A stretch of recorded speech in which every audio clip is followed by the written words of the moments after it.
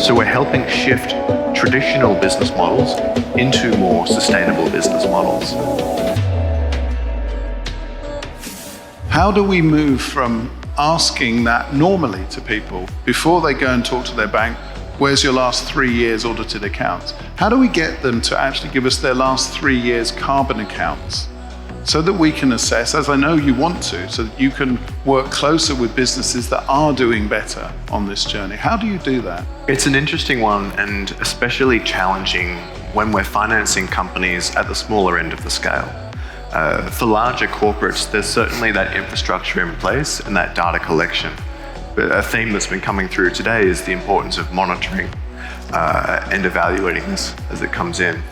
For the smaller end of the businesses, we're looking at quantifying their impact, yes, specifically on the carbon example, through factoring their carbon credits as one way of doing it. So we're coming in earlier in the process, and this is tying into crop financing and other models that we're adopting, coming in from the very beginning of their process and financing or funding new practices which result in more sustainable, often environmentally friendly practices. And that way we know, we have an expectation that through the deployment of our funds, this is going to be the result.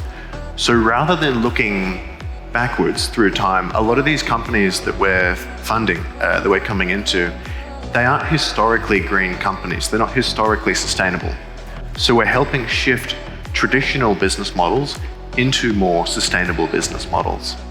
But just to add on one of the previous panelists' comments about the urgency of where we are, just some quick numbers for us all.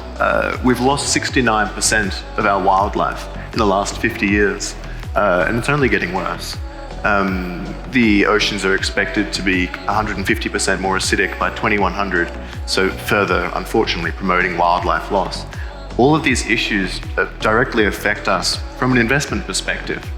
When our supply chains are affected, whether it's through fisheries, whether it's through energy, etc., when these supply chains are stressed, it affects profit margins, that increases insurance premiums, etc.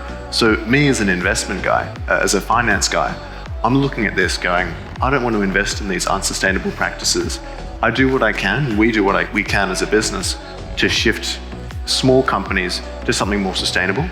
But a lot of the burden of responsibility comes from the capital allocators, which as my co-panelist mentioned, it's the people making the decisions. If we can incentivize them the right way, then that's where the real change is going to happen.